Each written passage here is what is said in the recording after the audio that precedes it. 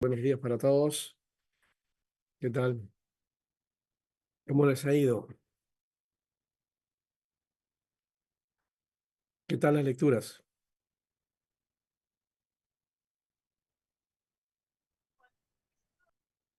No, habíamos enviado o habíamos pedido así una lectura, ¿verdad? De Descubre la Biblia.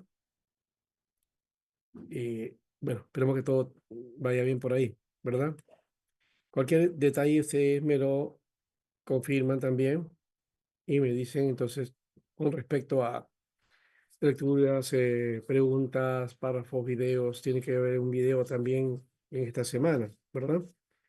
Bueno, siempre hay que estar en control con respecto a sílabos. Ahí está los detalles que tienen que hacer ustedes en actividad. Muy bien, dice Elmer. Muy bien. Bueno, vamos a ir a la segunda parte de hoy en cuanto a este curso, de la segunda clase. Son tres, recuerden. Y este, originalmente en su momento eran cuatro. Hemos reducido a tres, pero las tres están, digamos, no se ha quitado el contenido, sino que el contenido ha, ha permanecido, ¿no? Entonces lo que tenemos que hacer es simplemente realizar, digamos, el ajuste necesario, pero los temas se están dando sin quitarle ninguno. Y en esta oportunidad entonces vamos a hablar ya de el, el material de Pablo, para decirlo de esa manera, para que se entienda, ¿no? Todo lo que es la literatura paulina, que hemos llamado el corpus paulino. Ya sabemos qué cosa es corpus, ¿no? Corpus es un grupo de literatura, un grupo de libros, ¿no? Que corresponden a un autor, ¿no? O que corresponden o que la tradición plantea que es de un autor específico. Entonces, Profesor corpus Alberto, viene a ¿puede ser eso. poner en modo presentación su PPT, por favor? Sí, sí, sí, sí, lo vamos a hacer, por supuesto. Ok. Estamos en el inicio. Entonces, corpus tiene que ver con eso, es el cuerpo, el grupo, ¿no? Eh, el contenido, ¿no? De esta literatura, de esta sección de libros paulinos.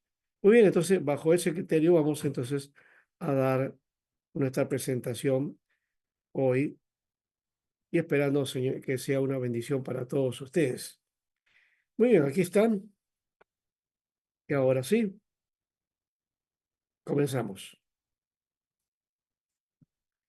Em, En cuanto a las epístolas, claro, hay muchos que han hablado acerca de las epístolas de Pablo, de las epístolas en general. Hay muchos comentarios acerca de la Biblia a favor y también en contra, ¿no?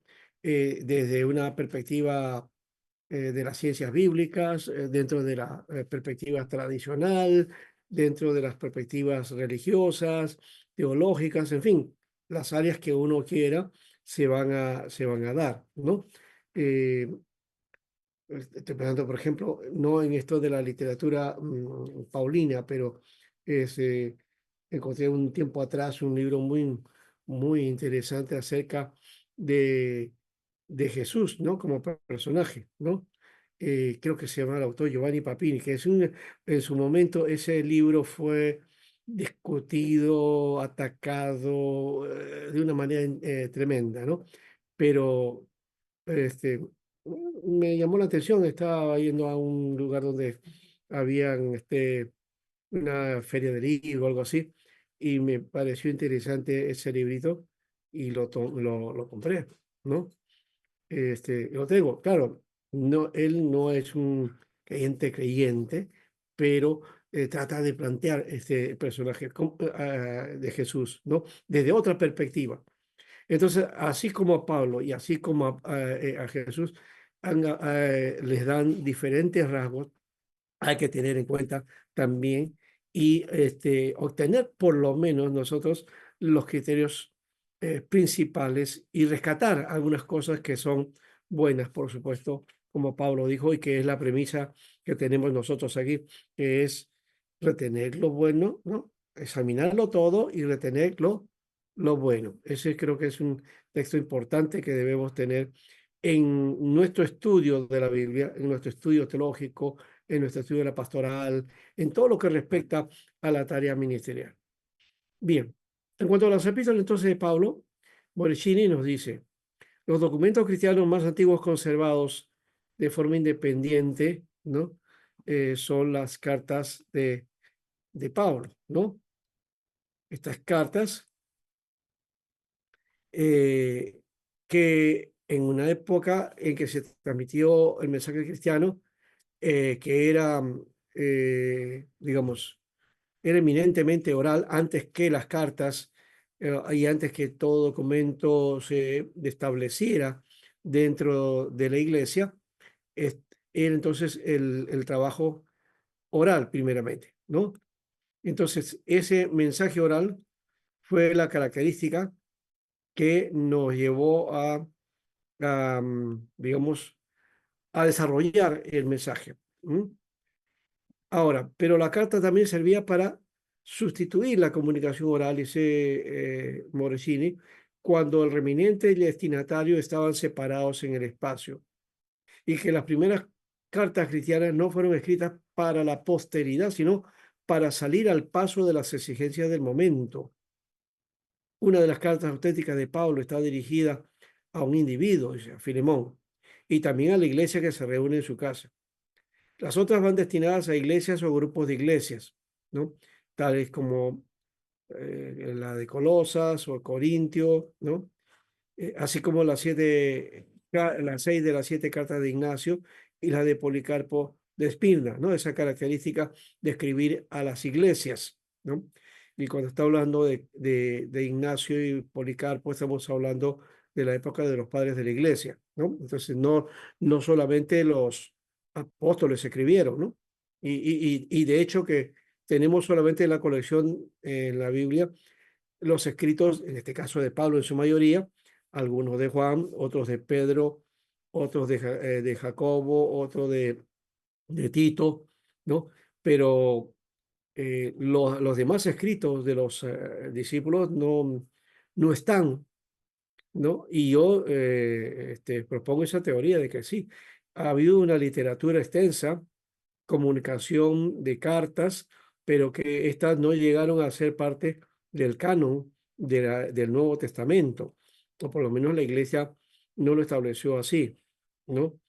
Y dentro de eso están las cartas de Ignacio, las cartas de Policarpo también, ¿no? Entonces, y otras cartas también y otros documentos que se dieron. Bueno, entonces, eh, Morosini nos dice este aspecto, ¿no? Y lo dice muy bien, ¿no?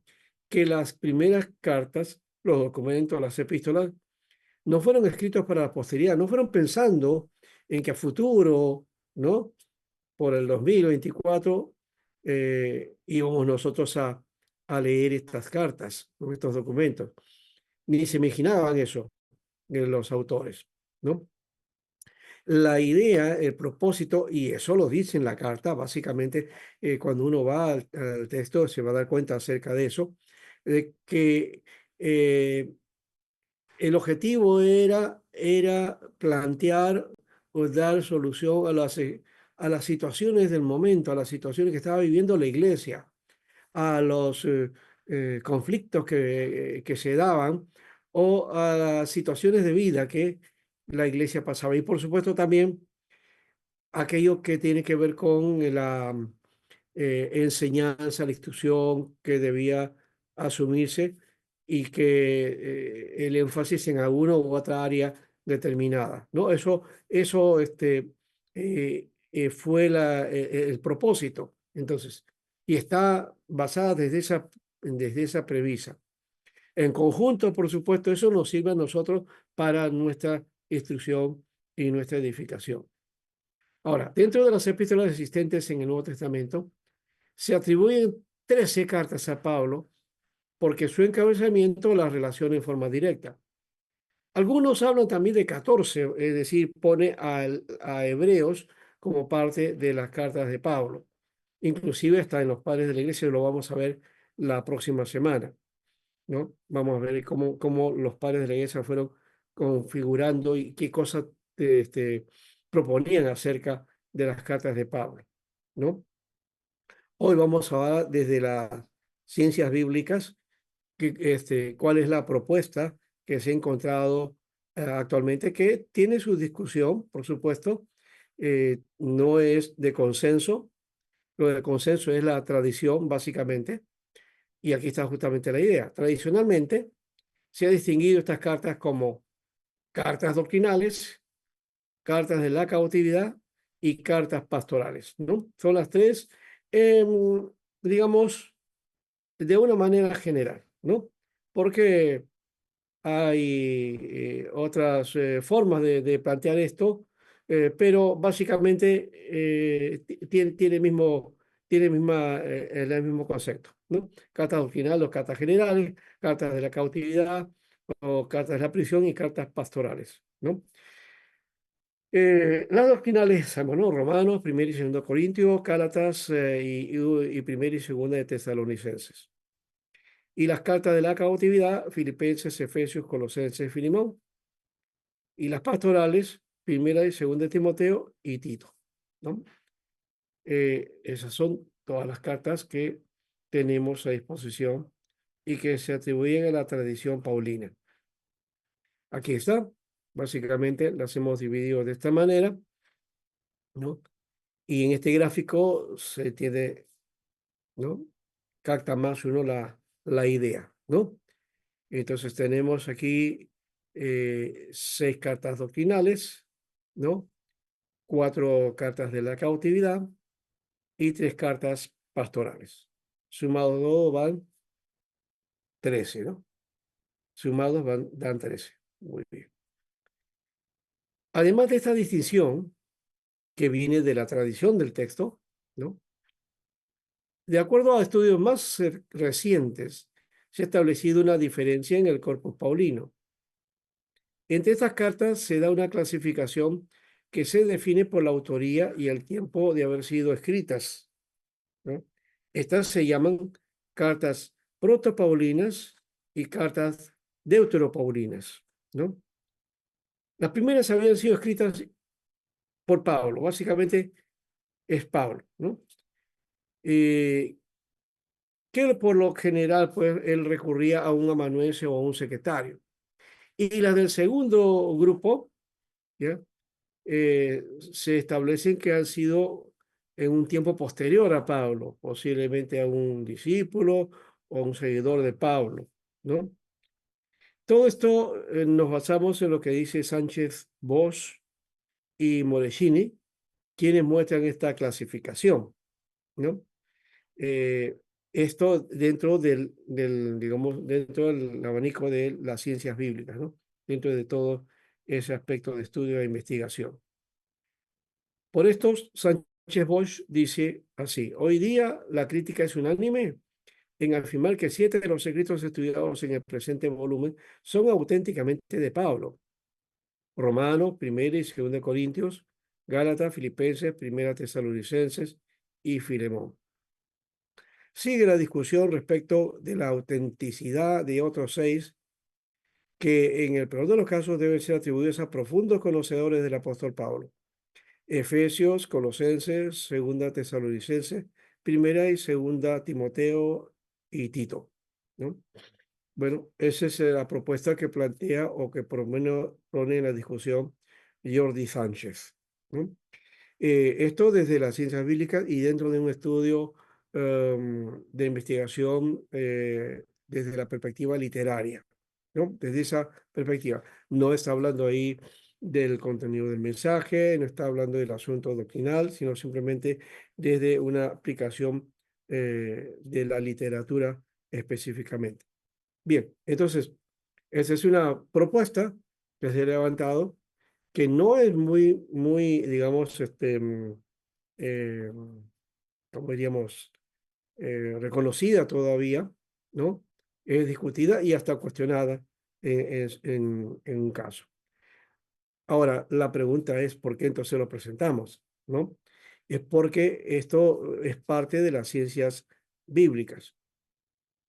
Y nosotros lo estamos presentando desde esa perspectiva, no porque estemos apoyando esta propuesta, sino porque es una tarea de investigación, ¿no? Y es un trabajo que se ha planteado. Más adelante, en las investigaciones que se hagan y en todo lo que corresponde a esto, se confirmará si esta hipótesis es adecuada o no, y cuánto de eso representa tema para nosotros. El problema que se hace dentro de las tradiciones que hay en la iglesia y las diversas vertientes que tiene es que algunos asumen que esto propone o ataca la doctrina o que plantea, digamos, algún cuestionamiento a la inspiración o algo así.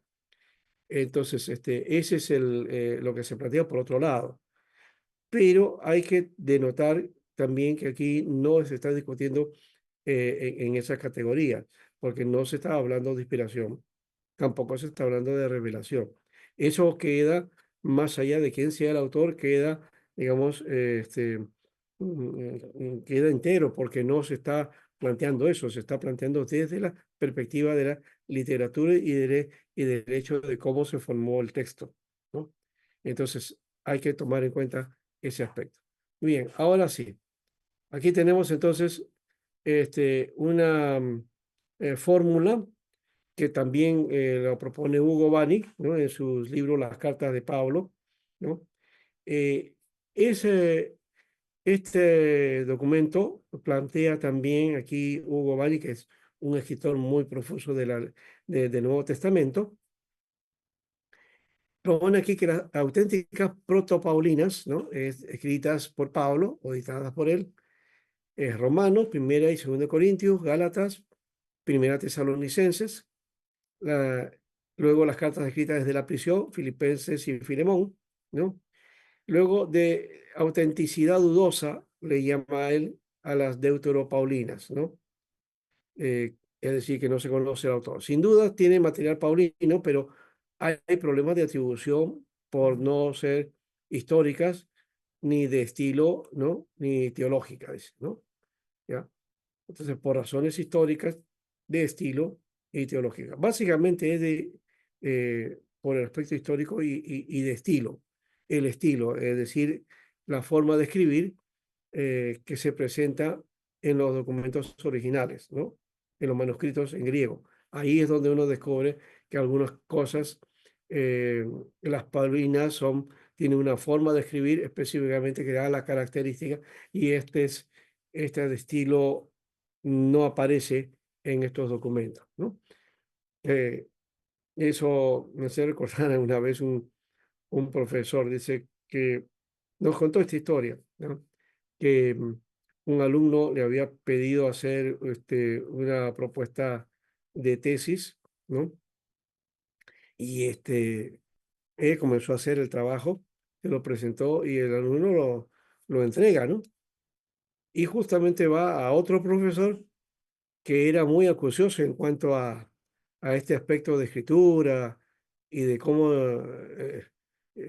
cuáles son las características de un escritor, ¿no? En este caso, y que conocía, parece, a este profesor que había ayudado en la tesis. Cuando comienza a leer, se va descubriendo y él dice, no, este documento no lo has hecho tú, Luis. Lo ha hecho tal profesor. ¿Y por qué lo descubre? ¿Por qué? Por la forma del fraseo, el pensamiento, la forma de uso de la palabra. Entonces se da cuenta de las características. A eso se refiere cuando estamos hablando de que estos documentos entonces eh, no tienen el estilo de Pablo, ¿no? Por el uso de algunas palabras, por el uso, los giros idiomáticos que utiliza y todo eso, ¿no? Bueno.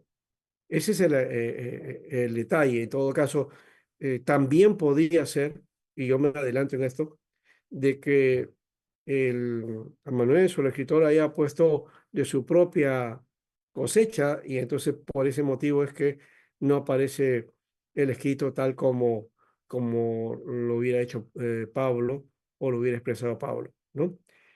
Eso podría ser. Bueno, en todo caso, aquí está, cartas escritas desde la prisión, está Colosenses, Efesios y Segunda Tesalonicenses. Y luego están las pastorales de autenticidad improbable, Estas sí le dicen completamente y van y pone otra propuesta, le pone el, que este es el trito paulino, ¿no? O sea, divide en tres, ¿no?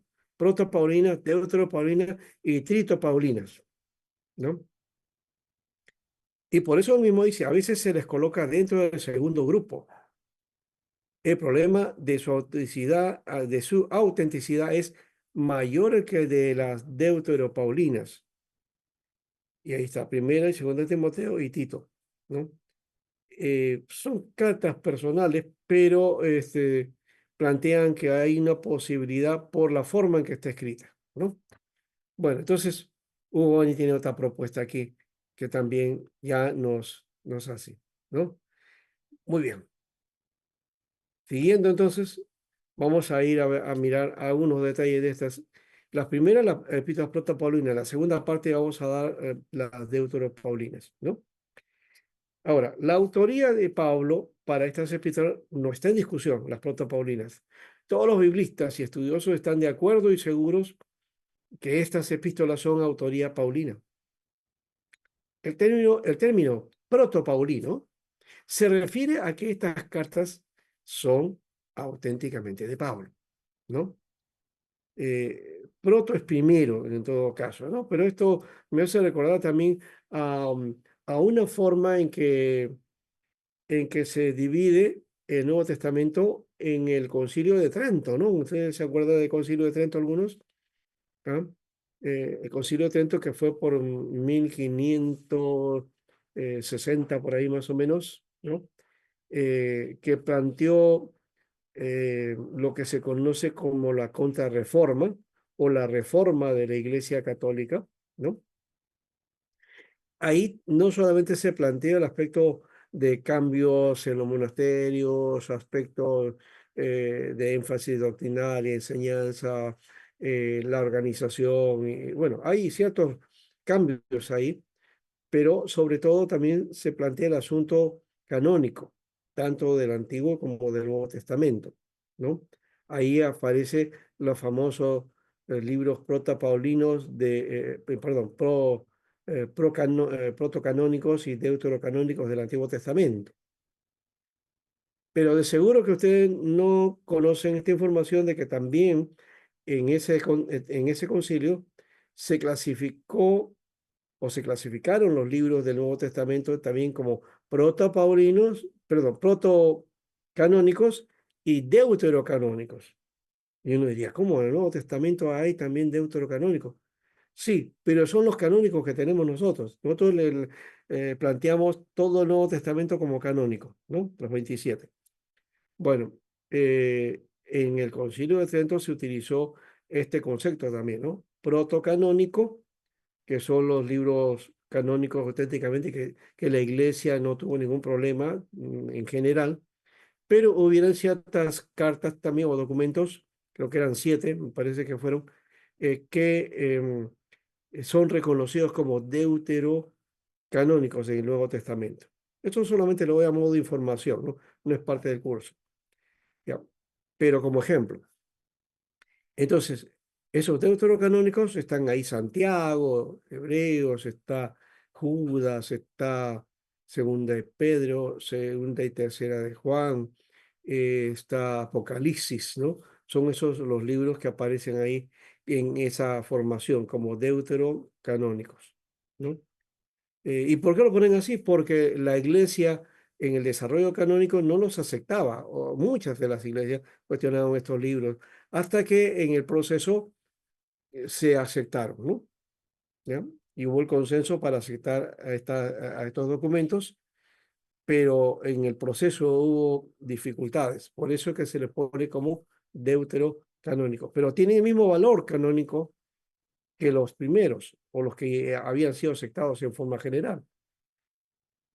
Ese es el sentido que tiene el Nuevo Testamento, ¿no? Entonces, para nosotros son canónicos y también entonces la palabra deutero se utiliza solamente por el asunto de haber sido reconocido posteriormente, ¿no?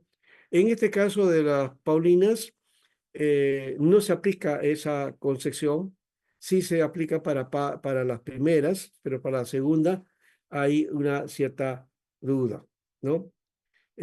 Ahora, que son canónicas, las 13, no hay ningún problema, son canónicas, ¿no? Las iglesias finalmente lo reconocieron a estas y no tuvieron ningún problema. Eso, como digo, vamos a verlo la próxima semana también con respecto a qué decía la iglesia en ese proceso, los padres de la iglesia, cómo plantearon este aspecto que viene de atrás, no es de ahora el asunto. Uno a veces piensa que no, eso reciente, ¿no? El estudio de investigación, inclusive planteo el asunto de las ciencias bíblicas. Pero no, esto viene ya de un tiempo atrás y la tradición ha tenido el mayor peso, pues, ¿no? La mayor fuerza y es la que ha ganado espacio, ¿no? Por eso que cuando se nos dice algo así como esto o algunas dificultades como el asunto de la autoría, como que uno siente que se le va feo, o se va, o ¿cómo es esto? No, no, no, no puede ser, ¿no? No sé si siente esa perspectiva, pero si lo siente así, usted expréselo nomás porque es bueno, es bueno. Como decía un profesor mío ya que partió, le decía, hay que desasnarnos. A veces no conocemos muchas cosas y planteamos como ciertas cosas ya que como que ya sucedieron así, pero hay todo un proceso, ¿no? Para este asunto de los documentos, especialmente el Nuevo Testamento y en cuanto a Pablo también. Bien, vamos a ver entonces estas protopaulinas. Rápidamente, Primera Tesalonicenses, una de las primeras cartas del Nuevo Testamento atribuida a Pablo, que habla de la fe, el amor y la esperanza. Tres verdades teológicas muy importantes, ¿no?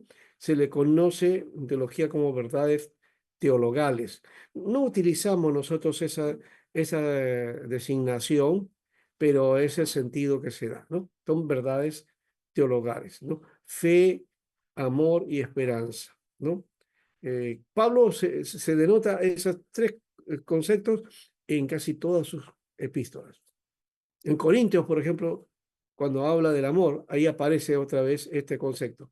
Y ahora está la fe, la esperanza y el amor, ¿no?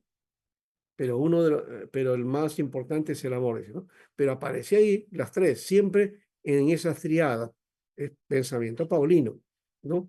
Que hay que escarbar, que hay que analizar, investigar mucho. Aparece en Tesalonicenses, aparece en Colosenses, aparece en Efesios, ¿no? Está muy presente en la enseñanza de Pablo, ¿no? Entonces, eso se manifestaba en las comunidades cristianas. Entonces, dando testimonio con nuestras muestras de ser verdaderos seguidores de Jesús. Ellos eh, tenían ese aspecto y de paso la misma carta menciona el testimonio de estos seguidores de Jesús, ¿no? Que cambiaron los ídolos para seguir a Jesús, la fe de Jesús. Resalta la inquietud sobre la parucía, que es la venida del Señor, ¿no? Y, y esa venida del Señor mal entendida, que también hoy ese es un problema, ¿no? Hasta ahora es mal entendida la venida del Señor. Tantos han salido, ya viene el Señor, ya el rapto va a ser tal día, que tal fecha, ponen años, inclusive ahí un pastor hace una semana nomás ha planteado ahí una fecha, ¿no? De que va a ser el 26, 27, creo que más o menos, ¿ya? Eh, Tantos se han lanzado así para decir cosas que no dice la Biblia, ¿no? Pablo trató de corregir eso. Por eso es que es vigente hoy esta carta de buscar también corregir esas tendencias que la iglesia tiene con respecto a esto, a la parucía, pero no solamente esto, sino a otros aspectos también, ¿ya? Entonces, de ahí salen pues las diversas interpretaciones escatológicas que son ajenas al propósito del autor, ¿no? No voy a plantearme, no voy a tenerme en este aspecto. Hay muchas teorías. Hay una teoría que tiene mucha fuerza dentro de la iglesia y es como si fuera doctrina fundamental, primaria y hasta que dependería de la salvación si no asumimos esa propuesta. Cuando no es una propuesta bíblica, ¿ya? Es una reciente forma de una escuela que ha tenido mucho peso en la iglesia y que ha influenciado en la iglesia de este tiempo, pero que no es lo que la Biblia dice. ¿no? A la Biblia ha tenido la historia, en la historia de la iglesia encontramos, perdón, que la iglesia ha tenido diferentes facetas en cuanto a esto, pero la que hoy está en vigencia o la que hoy está, digamos, no vigencia, sino en su mayoría, ¿no? Tiene peso en las iglesias, esa no ha sido la principal, ni siquiera en el primer siglo, segundo, tercero, ¿no? ¿No? Es algo que apareció por el siglo XIX más o menos y que ha tenido mucha fuerza en el siglo XX y hoy sigue dándose a pesar de que ya bajó su fuerza, pero tiene otras conexiones para darle vigencia. En fin, es una postura simplemente, ¿no? Que no tiene nada que ver con la salvación y que no tiene nada que ver con las doctrinas principales o primarias o básicas o fundamentales, ¿no? En lo escatológico no es una enseñanza, eh, digamos, fundamental. Creo que es complementaria en alguna manera. Esta carta nos muestra el testimonio de una iglesia dedicada al Señor en su seguimiento, en su ministerio y en la misión. Se entrega, Su entrega y sacrificio es valorada por el apóstol y corrige de una manera pastoral las exageraciones y las diversas deficiencias que se presentan en la comunidad eclesial y nos llega a nosotros como modelo para corregir con sabiduría. Esta carta por lo menos nos da a nosotros una concepción, una idea de cómo debe ser eh, la forma de corregir algunas situaciones que se dan en las iglesias, porque se dan, no hay iglesia perfecta, ¿no? Van a darse ciertas exageraciones, va a haber diversas deficiencias y el pastor o la pastoral va a tener que atender esta situación, y va a tener que tener mucha sabiduría, mucho discernimiento y mucha concepción de conocer la doctrina y conocer también toda esta materia, ¿no? Para poder ir orientando. Ahora, 1 Corintios, una carta que surge a partir de las noticias que trajeron creyentes de Corintio con respecto a situaciones de conflicto que se dieron por la influencia de falsos maestros, ¿no?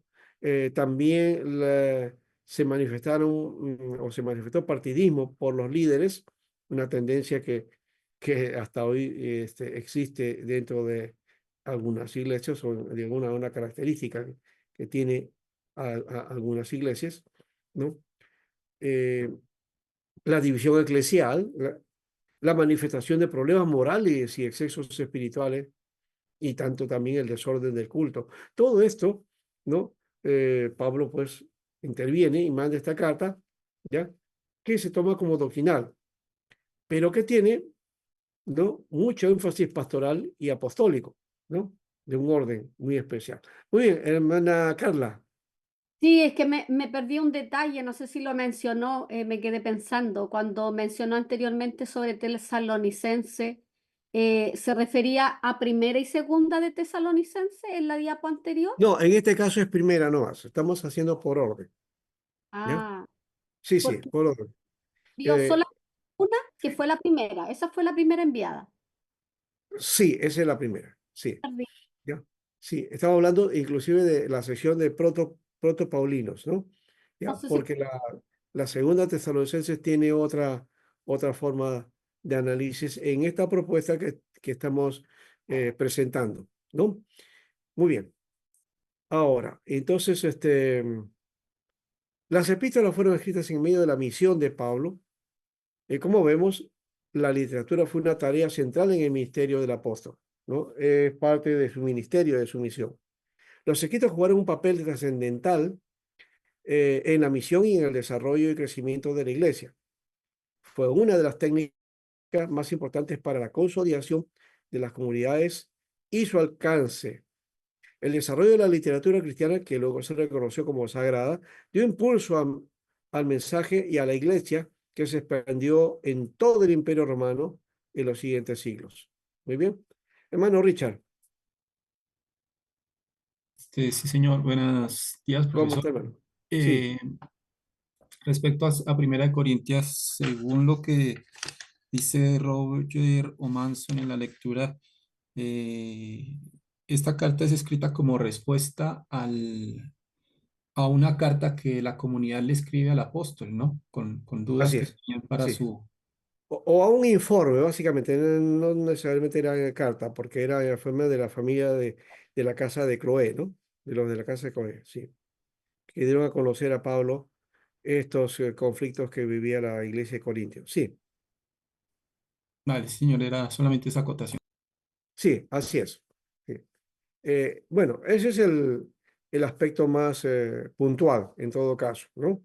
Entonces, Pablo no es que está hurgando a ver qué pasa en esta iglesia o qué pasa, no, él simplemente llega a la noticia, estaba siempre preocupado por la tarea ministerial, pastoral, y le dan un informe importante del apóstol, ¿no? Y tenía que enterarse acerca de lo que estaba sucediendo en Corintio, una iglesia, pues, que él había establecido, ¿no? Segunda Corintios ahora. Esta segunda carta refleja la situación de la iglesia, los conflictos que pasa una comunidad de fe. En esta carta en especial se denota el efecto de la primera y se plantea otras situaciones como el problema del ministerio de Pablo. El anterior no habló del ministerio de Pablo o no habla de su ministerio. eh, ¿Por qué? Porque ahí hemos visto el asunto del conflicto entre el liderazgo, ¿no? Entonces, plantear Pablo su ministerio se hubiera sido un problema que hubiera abonado al otro y hubiera sido de mucho más conflicto. Así que Pablo había sido cuestionado por los líderes interesados en tener dominio sobre esta iglesia. Entonces, cuando él manda el carta, los demás reaccionan. Entonces, ahí es donde él recién plantea su ministerio o su defensa. También cabe pensar que 2 Corintios en su estado actual es una colección de varias cartas de Pablo a los Corintios. Algunos plantean que no es una carta, digamos, única, sino que está compuesta de varias. Las habría reunido un discípulo, clasificándolas en una doble colección temática, que hoy leemos bajo la forma de 1 Corintios y 2 Corintios, ¿no? Eso lo dice Carles Maurice, ¿no? La segunda carta a los Corintios, del cuaderno bíblico número 51, ahí plantea esa propuesta. Ahora, cuando Max Herring también dice de esta manera, cuando quiero enterarme de algunas últimas noticias, me pongo a leer a San Pablo. Esta ocurrencia de un célebre escritor puede aplicarse perfectamente a las cartas a los Corintios, tan curiosamente actuales como que se comparan las dificultades de las comunidades paulinas con las de las iglesias de hoy, ¿no? Sí, podemos comparar porque no ha pasado nada. Los problemas son muy parecidos. No solamente muy parecidos, son parecidos en muchas cosas, ¿no?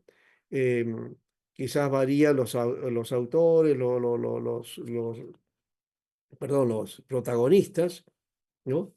Las causas pueden ser otras, pero los principios son los mismos, ¿no? Ahora, por otro lado, también Carles dice, esto lo hace, lo hace recordar Grusón en su prólogo diciendo, sus 2 cartas, la segunda, sobre todo, hacen vislumbrar sus relaciones tumultuosas, enérgicas y cariñosas a la vez, con aquella joven iglesia, ávida de carismas espectaculares, ¿no? No le debió resultar cómodo ser el apóstol de los Corintios, si eso quiere decir ejercer un ministerio realmente evangélico, ¿no? Bueno, por lo menos él tenía mucha influencia con esta iglesia y pudo decirle lo que les dijo y nos ha dejado a la posteridad para que también nosotros como iglesias, diversas iglesias, podamos entender eh, qué es la corrección necesaria que se debe realizar en situaciones como las que presenta estas cartas. A Filipenses vamos ahora. La fundación de la comunidad de Filipos fue la clave de la iniciación de evangelización en tierra europea. Filipos era la parte, era un puerto, una ciudad que quedaba en lo que se conocía como la provincia de Macedonia, ¿no? Recuerden ahí en Hechos 16 está, está la visión que Dios le da. Pablo quería ir a otros lugares de Asia hacia el norte, parece que ahí, ¿no? Al noreste, y el Espíritu dijo no, y no porque no quería que se predicara ahí, ¿no? Sino porque tenía una misión que hacer hacia el otro lado, es decir, hacia Europa. Entonces, Filipo viene a ser esa clave, el inicio de la evangelización en Europa, ¿no? El evangelio entra en Europa a partir de la llegada de Pablo a Filipos. Una de las llamadas cartas de la prisión o la cautividad es una carta, ¿no? A exhortación a la perseverancia y a expresar el gozo en Cristo. Habla de la libertad en Cristo a pesar de estar encarcelado y de la libertad de predicar el evangelio con la proclama y con la vida, a pesar de que, como él dice, estaba en prisión, ¿no? Estaba con los grillos ahí o con las esposas, ¿no? Es uno de los más afectuosos escritos de Pablo, de paso, ¿no? ¿No? Da que hacer el hecho de que estando encarcelado, pues anima a la iglesia, ¿no? Creo que eso es una reacción bastante interesante, como que sucede cuando uno está en el hospital, ¿no? ¿No? Esa experiencia de estar en el hospital y cómo uno puede animar a otro estando en una situación así, ¿no? Entonces, el gozo y la paz se respiran continuamente en el discurrir de su texto. No hay sensación de abatimiento ni de inquietud alguna. La, la carta está dirigida a creyentes que también estaban experimentando la consecuencia lógica de una vida comprometida con el Señor, sufriendo dificultades y por esa razón, ¿no? Que sufren dificultades por ese compromiso y Él los anima, ¿no? Desde el principio del texto, el gozo fluye en las palabras del apóstol, que como inspirado comunican y expresan el pensamiento de Dios, ¿no? Pérez Millos, ¿no? Hace ese comentario, ¿no? En su comentario exegético sobre Filipenses. La característica clave está en que la amistad es transformada radicalmente de una unión entre dos a una unión entre tres. Pablo, los filipenses y Cristo. Y obviamente Cristo es el centro de todo, ¿no? Entonces, es todo el comentario que nos da Gordon Fee, ¿no? En su comentario a los filipenses. Muy bien. Gálatas ahora. Carta gemela a Romanos, ¿no? Siempre se estudia Romanos con Gálatas. Pero ahora, ¿por qué? Por el tema que contiene. Son juntas la base para la justificación por la fe y la salvación por la gracia, tema central del apóstol en estas cartas. Además, hay la controversia entre los judaizantes a una comunidad compuesta por judíos y gentiles, a quienes proponían ver la ley como el medio de llegar a la gracia, y los otros que vivían la libertad de Cristo para realizar actos ajenos a la gracia, ¿no? Entonces, los judíos planteaban a los gentiles, ¿no? Que tenían que entrar por la ley para llegar a la gracia. Y los gentiles planteaban que la libertad en Cristo les permitía, ¿no? Hacer todo lo que sea porque ya tenían la gracia, ¿no?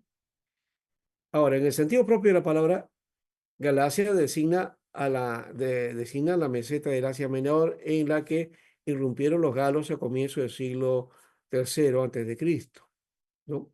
En tiempos de San Pablo, la provincia romana de Galacia comprendía, además de la Galacia propiamente dicha, otros muchos territorios, concretamente Pisidia, evangelizada por los apóstoles en su primer viaje, Hechos 13 y 14. Hay controversias en cuanto a qué Galacia está dirigida a la carta. Unos dicen Galacia del norte y otros la del sur, ¿no? Pero esta no se conocía como tal, la parte del sur, no se conocía como Galacia. Pero los del norte tampoco eran básicamente este, conocidos de esa manera. En fin, así hay una situación que en los comentarios de estudios sobre Gálatas, especialmente en Introducción al Nuevo Testamento, y vamos a encontrar esta historia. Everett Harrison, por ejemplo, menciona mucho, tiene su propuesta muy interesante acerca de ese dato, ¿no? Lo dejo ahí. Ahora, Romanos. La carta es muy controversial, no por lo que dice, sino por la forma en que se ha interpretado en las diversas comunidades cristianas. De esta sale el conflicto en cuanto a la justificación por la fe o la salvación por obras, y pone a todo hombre en la misma condición. No hay diferencia entre judío y gentil, ¿no? Esta carta por lo menos nos plantea esa perspectiva, ¿no? Es una de las cartas elaboradas para presentar el pensamiento del apóstol y se le atribuye una carta teológica, pero es una carta de corte didáctico pastoral, con una carga misional del apóstol, quien por medio de esta carta pide apoyo misionero para su tarea.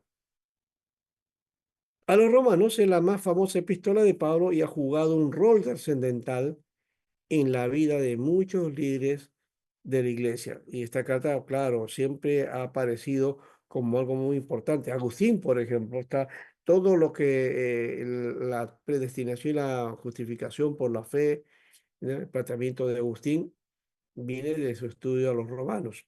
Tomás de Aquino también plantea lo suyo. Martín Lutero, y quién no puede decir Juan Calvino también, cada uno haciendo también su comentario a los romanos, ¿no? Y actualizando el pensamiento de Agustín. Juan Wesley también. Y el caso de Karl Barth, que hoy sigue, digamos, tiene vigencia, ¿no? Karl Barth, y también hay otros que han ido comentando este libro y que en cada periodo siempre ha levantado pólvora, digamos así, ¿no? Ha sido como un boom en su momento el análisis de este libro cuando se ha realizado, ¿no? Ya hemos dicho, estos personajes le han dado vigencia de alguna manera. Es la carta que, aunque no tenía el objetivo de dar una teología sistemática, porque no hay, de paso, el Nuevo Testamento no tiene el objetivo de realizar una teología sistemática, tal como lo establecemos en las instituciones educativas, teológicas, ¿no? No, eso es para nosotros, pero la Biblia no se plantea desde esa perspectiva, ¿no? Más bien nos brinda un resumen de los pensamientos teológicos del apóstol a los gentiles, ¿no? Estas cartas nos dan eso. Y es la carta que ha impactado, en el caso romano, generando etapas determinantes de la historia de la iglesia. Ya lo hemos comentado también, eso, ¿no? Las diferentes etapas, ¿no? Una cosa es la iglesia de la época de Agustín, otra es la iglesia de la época de Aquino, o la de Martín Lutero con Calvino, o la época de Wesley, ¿no? De gran avivamiento y movimiento de santidad, y la de Calvar, que ya viene a ser una iglesia un poquito más contemporánea de alguna manera, ¿no?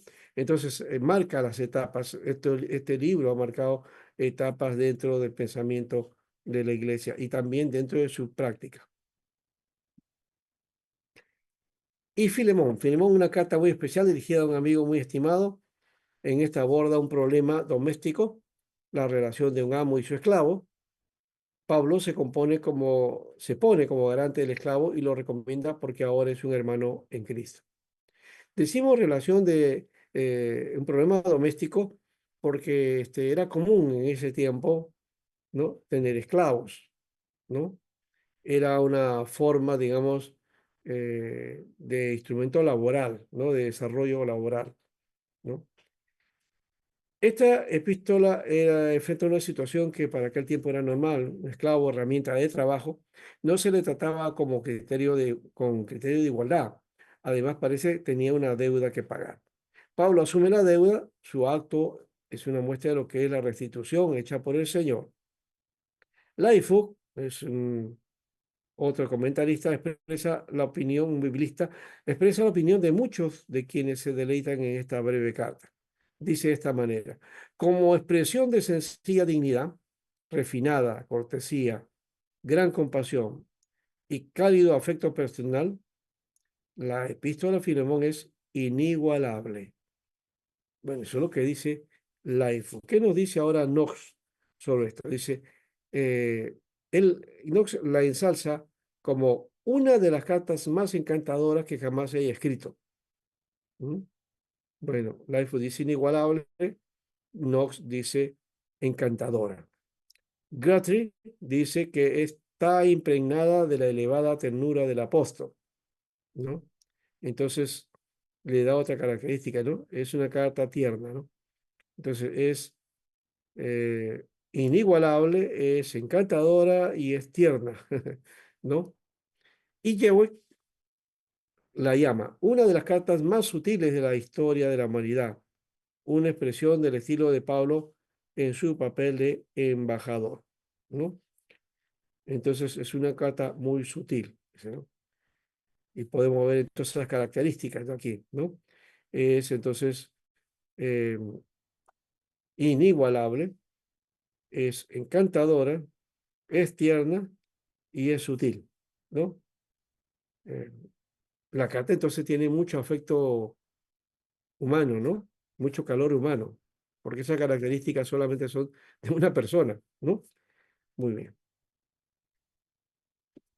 Las epístolas entonces fueron escritas en medio de la misión de Pablo y como vemos, la literatura fue una tarea central, ¿no? Los escritos jugaron un papel trascendental en la misión y en el desarrollo y crecimiento de la iglesia. El aporte que hizo el apóstol Pablo con esta, ¿no? Fue una de las técnicas más importantes para la consolidación de las comunidades y su alcance. El desarrollo de la literatura cristiana, que luego se reconoció como sagrada, dio impulso al mensaje y a la iglesia que se expandió en todo el Imperio Romano en los siguientes siglos. Hacemos este énfasis que ya lo hemos mencionado en algún momento también, ¿no? Sí, es fundamental este trabajo y por supuesto la expansión de la iglesia también se debe a esta literatura, ¿no? Bueno, aquí están, entonces, hay un mapa que nos muestra por lo menos estos lugares, ¿no? Y vamos, aquí está Galacia, está Colosas, Filipos, ¿no? Tesalónica, Corintio y Roma, ¿no? Claro, acá hay otras ciudades también, pero por lo menos son los que hemos mencionado, ¿no? Las epístolas entonces que se atribuyen a Pablo. Pablo en su ministerio apostólico desarrolla una práctica que abarca acciones de su tiempo que son la tecnología disponible, ¿no? Hizo viajes misioneros haciendo uso de embarcaciones marítimas, sigue las rutas que habían establecido también y también se trasladó por las redes de carreteras que se habían establecido en todo el territorio del Imperio Romano, ¿no? Y de esa manera también crearon un dicho que hasta hoy día está presente, ¿no? Un dicho que dice así, todos los caminos llevan a Roma, ¿no? Ese es el dicho popular que viene de esa época, ¿no? ¿Y por qué dice que todos los caminos llevan a Roma? Por la referencia a las conexiones de carreteras, a las redes de comunicación de la época del imperio, ¿no? Claro, ahora ese dicho se usa para asuntos religiosos, pero en realidad, literalmente, que estaba diciendo era que esa conexión de carreteras, pues, llevaba hacia la misma ciudad, ¿no? Llevaban todos a Roma, porque todo está conectado así, ¿no? Me imagino yo cómo hay conexiones, por ejemplo, en grandes ciudades y en algunos estados, en países desarrollados, hay una conexión de carreteras, pero que son fenomenales, ¿no? ¿No? Y cada una conecta una a otra, ¿no? Y que están conectadas y de tal manera, pues uno puede llegar, ¿no? Ahora, no dejo de lado el uso de la comunicación por medio de documentos que los llamaron cartas o epístolas. Fue un ministro de la pluma. Pablo fue un ministro de la pluma. Y podemos decir que una tarea de su misión fue escribir a las iglesias. De eso vamos a hablar la siguiente semana. Las que se atribuyen en su autoría son Primera Tesalonicenses, el escrito más antiguo de todo el Nuevo Testamento y de la literatura cristiana en general, Primera y Segunda Corintios, Filipenses, Gálatas, Romanos y Filemón, ¿no? Es las que hemos mencionado ahora. Vamos a mirar algunas cositas acá. La pragmática. La situación comunicativa. ¿Qué significa esta expresión para este auditorio? César Mora señala de esta manera, ¿no? Uno de los conocimientos más importantes en la moderna filosofía del lenguaje, que sirve de base para la pragmática, consiste en saber que el uso de la lengua no se limita a la producción de una expresión, sino también realiza un determinado comportamiento social, es decir, propone acciones sociales, ¿no? Esto es cuando se expresa algo, sea hablado o escrito. No solo son palabras, sino que se producen actos que involucran a otras personas. Por ejemplo, si prometo algo a alguien, estoy haciendo un acto con implicaciones sociales, una promesa, ¿no? La teoría pragmática del texto considera la reacción de un texto acción por medio de escribir, acción escrita, por cuanto se pretende que el texto influya en las relaciones entre el autor y el lector y el contexto de la situación para modificar tales relaciones y tal situación, consiguiéndolo a veces. Eso es lo que dice Egger en Lecturas del Nuevo Testamento, ¿no? La situación comunicativa significa que la carta dirigida a un destinatario específico, con un entorno sociocultural común, tanto para el autor como para el destinatario. Para nuestro estudio se tratará de una situación comunicativa original y también puede traspasar el tiempo y espacio, y entonces en ese caso el lector es implícito. Entonces hay un lector explícito, que es el directo, a quien va dirigida la carta al destinatario específico, y el otro es el lector implícito, ¿no? Es decir, todos los que leemos posteriormente, pero que estamos fuera de ese tiempo, ¿no? Bien, antes de ir, hay una hermano que nos ha pedido también, ha levantado la mano. Alguien levantó la mano, pero luego se borró. Bueno, seguimos entonces. Las declaraciones o textos podemos sistematizarlos de la siguiente forma. Actos enunciativos, ¿no? Oraciones que informan o exponen algo al oyente de manera afirmativa o negativa, ¿no? Actos interrogativos, aquellas que donde se pregunta algo. Muchas veces son preguntas retóricas o también irónicas, ¿no? ¿Ah? Como el caso de Pablo cuando dice, ¿no? Pecaremos para que abunde la gracia, ¿no? Esa es una ironía, ¿no? Actos exclamativos expresan emoción, admiración, sorpresa, ¿no? De eso también Pablo tiene mucho. Actos desiderativos, exhortativos, que expresan una actitud de anhelo y deseo del hablante, ¿no? Desiderata, no sé si se acuerdan de ese poema, ¿no? Que es el anhelo, ¿no? Y también una ánimo, aceptación, ¿no? Actos dubitativos expresan duda y vacilación. En estas oraciones el hablante no tiene seguridad de lo que dice, ¿no? Actos imperativos expresan mandato, orden, sin ninguna argumentación de por medio, ¿no? O del por qué, ¿no? Actos apologéticos es defensa del evangelio o también para alguna otra cosa, ¿no? Acto metalingüístico, cuando el texto mismo se convierte en el tema. Y ahí están, por ejemplo, las metáforas, ¿no? Las metáforas, las ilustraciones, ¿no? El uso de giros, de figuras gramaticales, ¿no? Son importantes. Acto de contacto, saludos, deseo de estar juntos, ¿ya? Actos de compromiso, promesas, juramentos, etcétera. Y actos declarativos, a la confesión de fe, por ejemplo, o un bautismo, ¿no? O matrimonios, ¿no? Declaración de guerra, contrato, etcétera, ¿no? Esos son los declarativos, ¿no?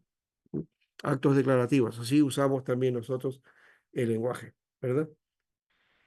En una ceremonia matrimonial, cuando termina, entonces, como ministro de Señor, decimos, los declaro, ¿no? Marido y mujer, dice, ¿no?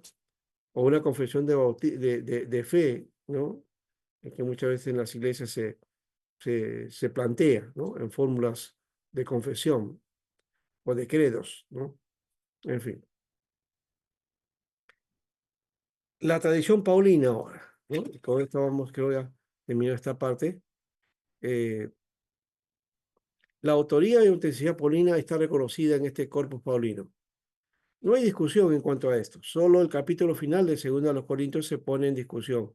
Solo respecto a que es un añadido que es posterior y no se considera paulino, pero el documento en sí no tiene duda de que es del apóstol.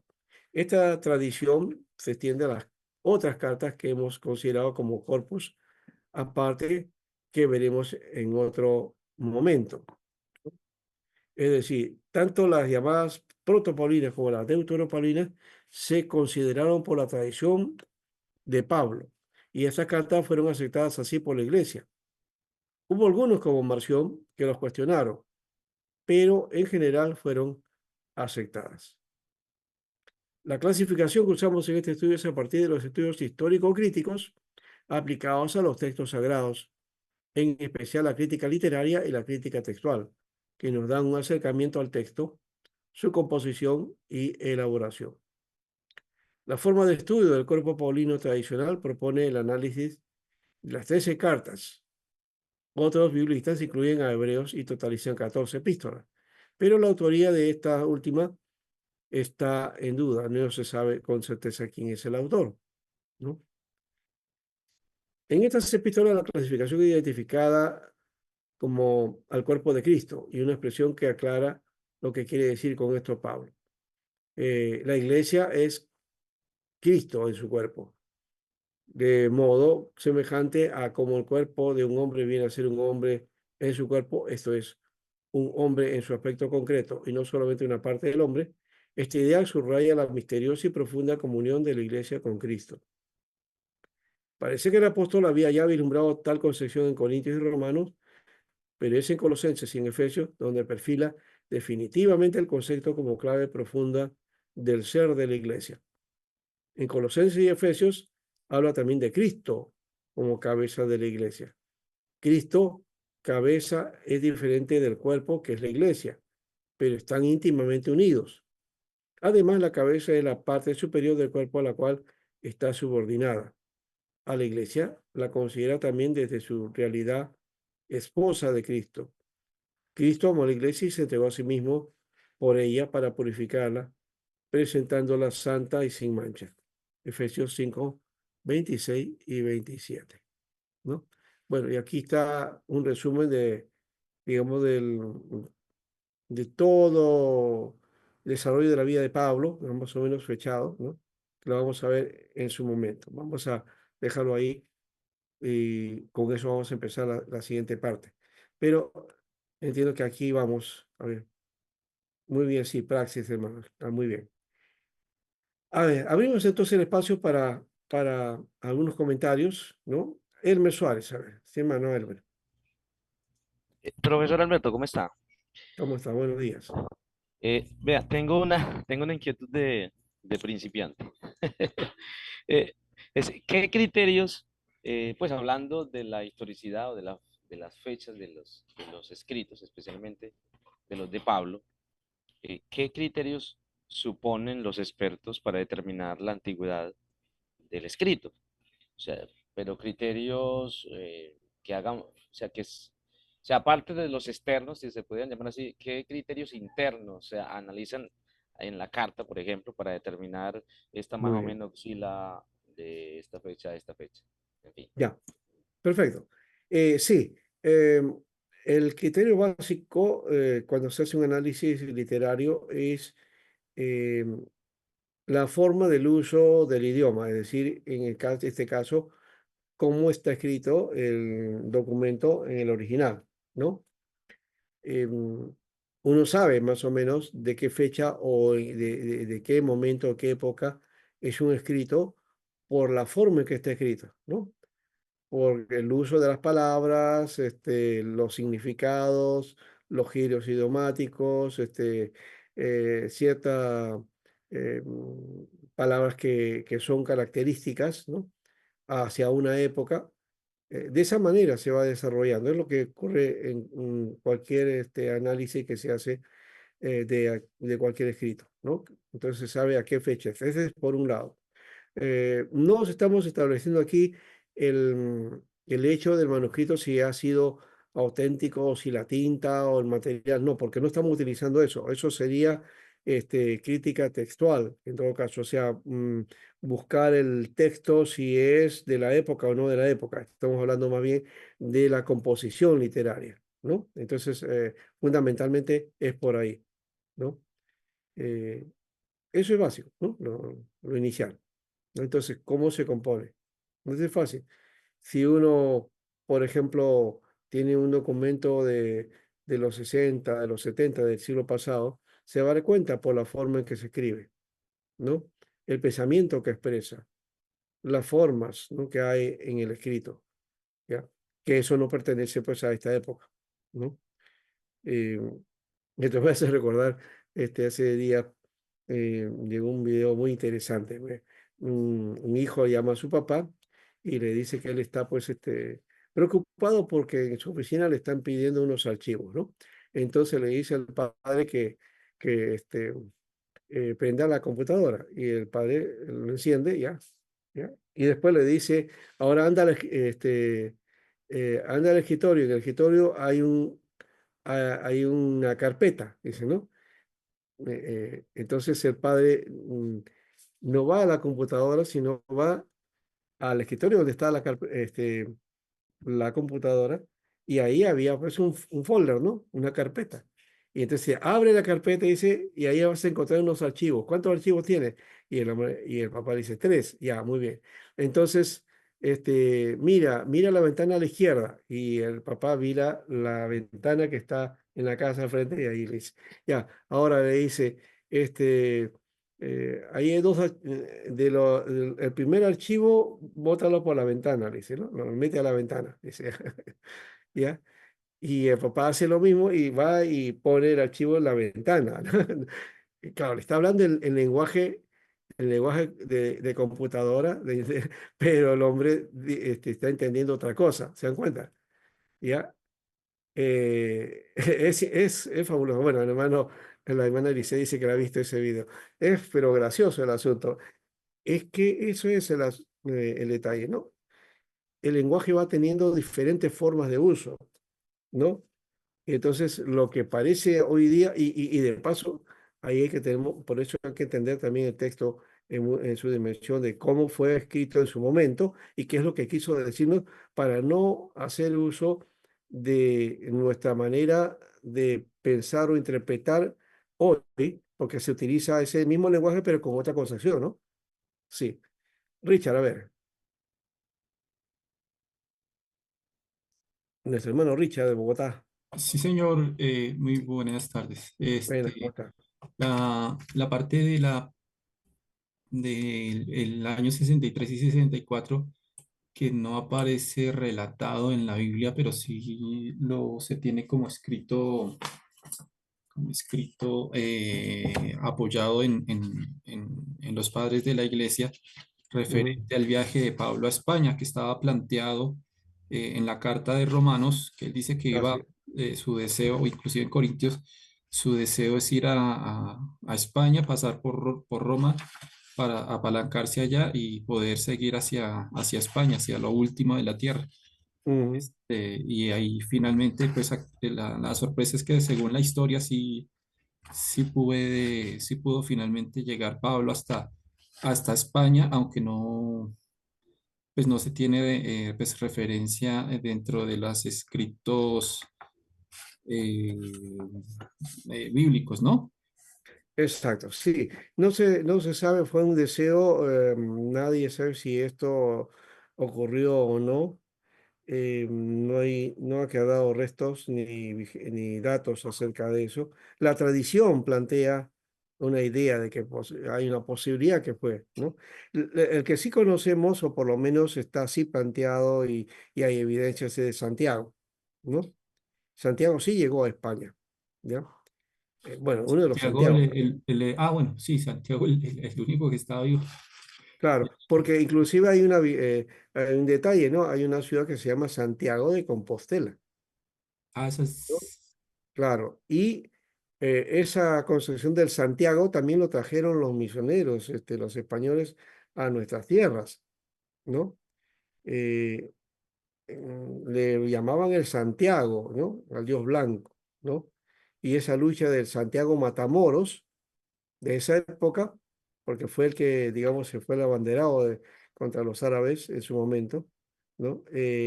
Acá lo utilizaron como el Santiago Mataindios, ¿no?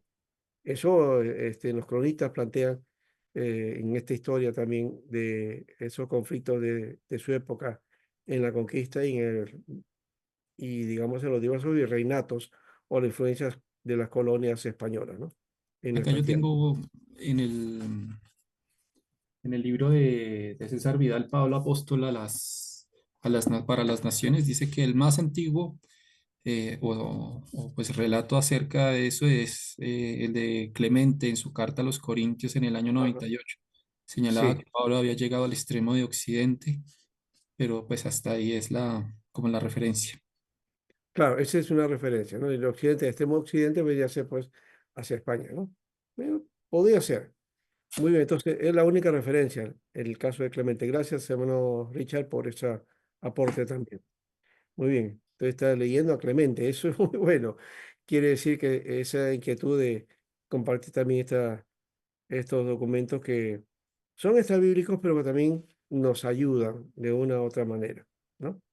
Muy bien, no sé si hay otro más, si no, alguien más que quiere intervenir.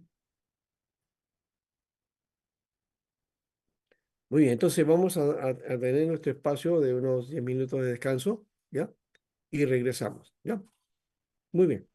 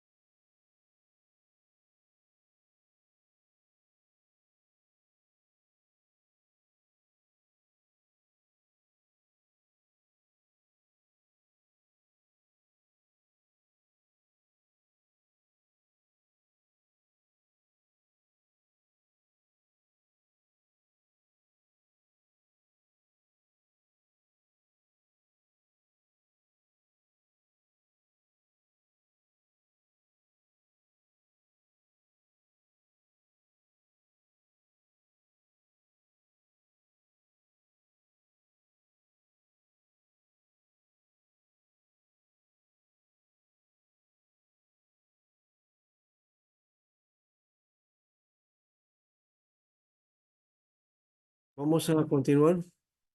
Volvemos. Quisiera hacer una consulta, hermano Sí, sí, Alberto. hermana. Sí, hermana. Anteriormente había un hermano, no sé cuál, que mencionó un libro de César Vidal. Usted como maestro en Biblia y en relación a muchos libros, ese mismo libro que tenía el hermano, por ejemplo, ¿habla en lo histórico, exegético o solamente es un comentario de la historia paulina, por decir, de los escritos paulinos?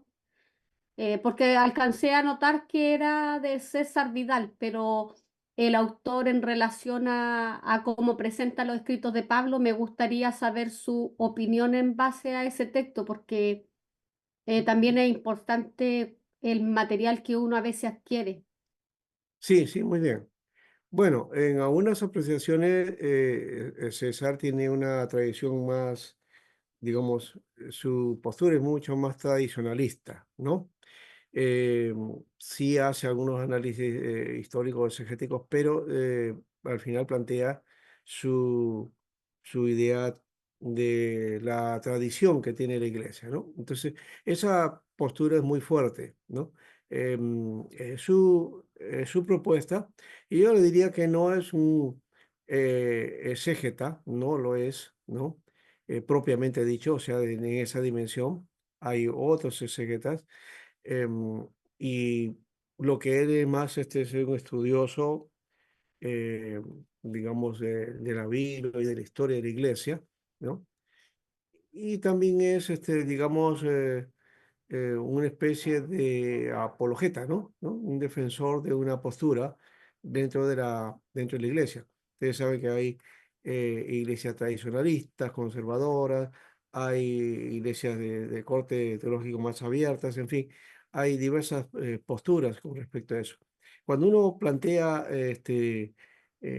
todas estas propuestas a partir de su propuesta teológica, eso ya tiene una tendencia, ¿no? Lo exegético no plantea ninguna posición teológica, ¿no? Sino que va a los hechos concretos o a lo que encuentra dentro de la investigación, ¿no? Que tampoco significa que eso es pues 100% este, acertado, ¿no?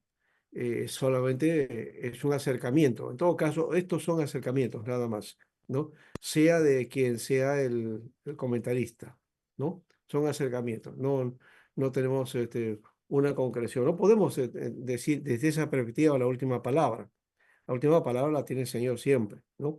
Recuerde que son posibilidades de cómo hay tantos años, miles de años ya de diferencia que siempre quedan en tesis o en teorías, de alguna manera, de una u otra manera, ¿no?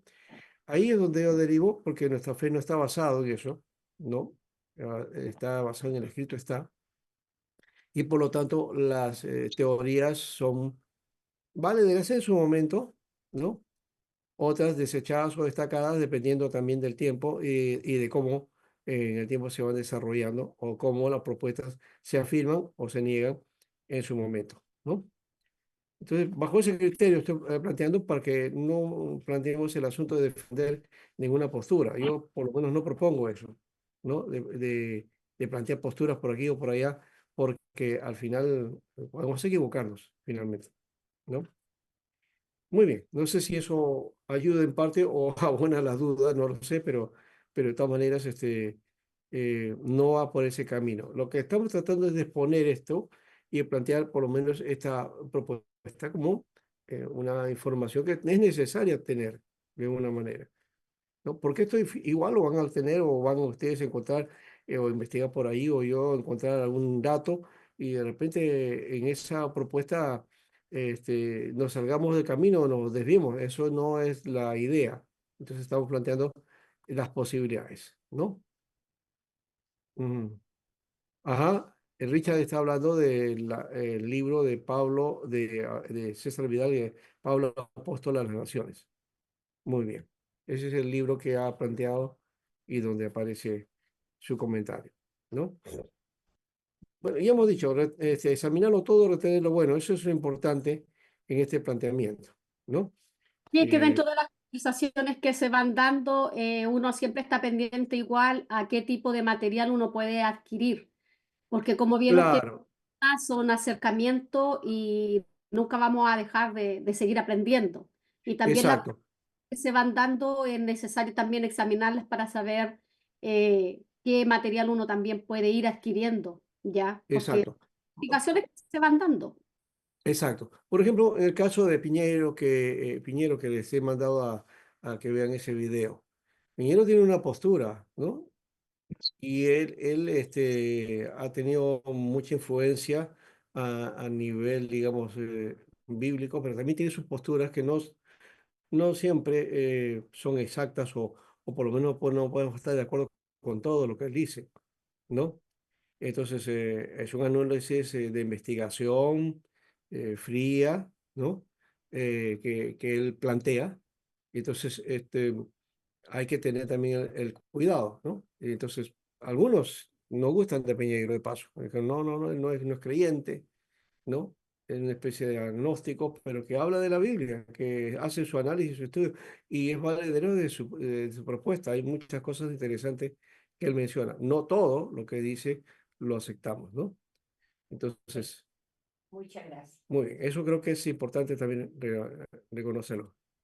Eh, Más es un comentario, me parece, lo de César Vidal, ya le mencioné. Históricamente sí hay algunos planteamientos, pero como les digo, él lo lleva hacia su terreno, ¿no? ¿No? Hacia su postura tradicional. Entonces, esa es la desventaja de alguna manera, ¿no?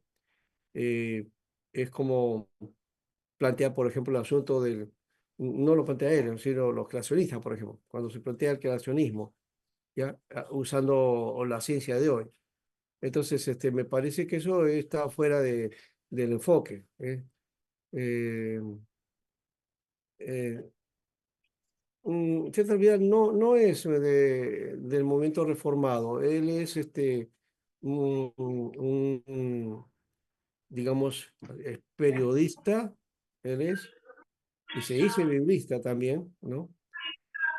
Ha entrado al estudio de la Biblia y de la historia bíblica, pero no es reformado. Entiendo que no es reformado. No sé si me estoy equivocando en ese aspecto, ¿no? Lo reformado tiene que ver con las iglesias básicamente históricas, ¿no? Y hay muchos eh, teólogos reformados en este caso. No solamente estoy pensando en el caso de Calvino y Lutero, sino también puede estar otros más, ¿no? Por ejemplo, Oscar Cullmann, por ejemplo, ¿no? Que es un teólogo que, eh, bueno, ya pasó la presencia del Señor, pero él publica, sus publicaciones salen en editoras católicas, ¿no? Y aprovechan ese espacio. O el caso de Calvar también, ¿no? ¿Ya? Um, en fin, o Tillich, Paul Tillich. Entonces son literatura que básicamente no sale mucho en publicaciones evangélicas, sino en otras editoras, ¿no? Pero que son buenos. Entonces, bueno, ahí estamos hablando de peso pesado, o sea, de mucho más allá de lo que nosotros estamos planteando aquí, ¿no? Bueno, vamos a ir rápidamente acá porque nos falta esto, las epístolas de Paulinas, ¿no? Se habla hoy con cierta facilidad de una escuela de Pablo, cuyos comienzos habría que colocar en la vida del apóstol en su relación con los colaboradores. Recuerde que él tenía un equipo ministerial, ¿no? Él nunca trabajó solo, ¿no? Eh, bueno, Caballero García, muy bien, libro de que y de la Universidad de Navarra. Sí, ese es. Sí, ya hemos dicho, sí, hay mucho material de investigación, no necesariamente evangélico, ¿no? Pero que puede aportar de alguna manera, ¿no? Ahora,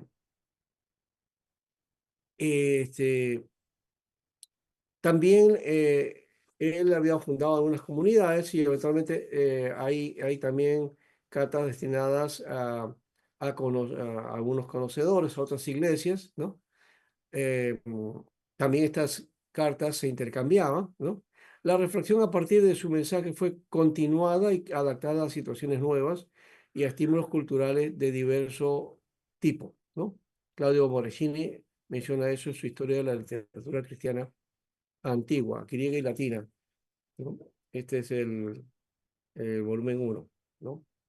De Biblioteca de Autores Cristianos. Eh, Muy bien, este autor también por ejemplo, es muy importante para el estudio de la literatura cristiana. Esta literatura epistolar deuteropaulina se debe a los círculos que eran fieles al mensaje de Pablo. Eso lo dice Conselman y le llama pseudo-paulinas que fueron canonizadas en su momento. Menciona que hay consenso sobre el carácter pseudoepígrafo de las diversas cartas sobre las que vamos a tratar ahora. Entiéndase esta como cartas que su autoría no están reconocidas con seguridad. Aún así, la autenticidad en cuanto a la autoría de algunos de ellas se defiende todavía.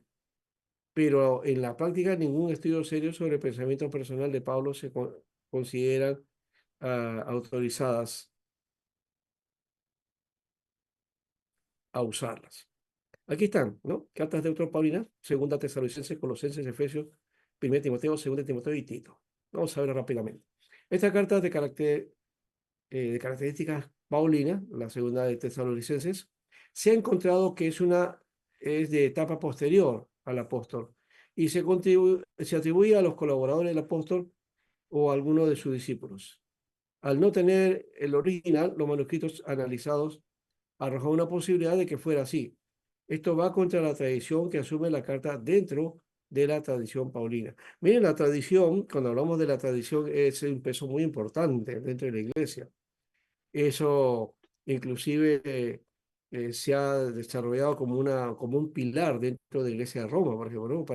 Para tener la enseñanza cristiana en qué está basado, está basado en la tradición. Está basado en el texto, en la Biblia, sí, pero también está en la tradición.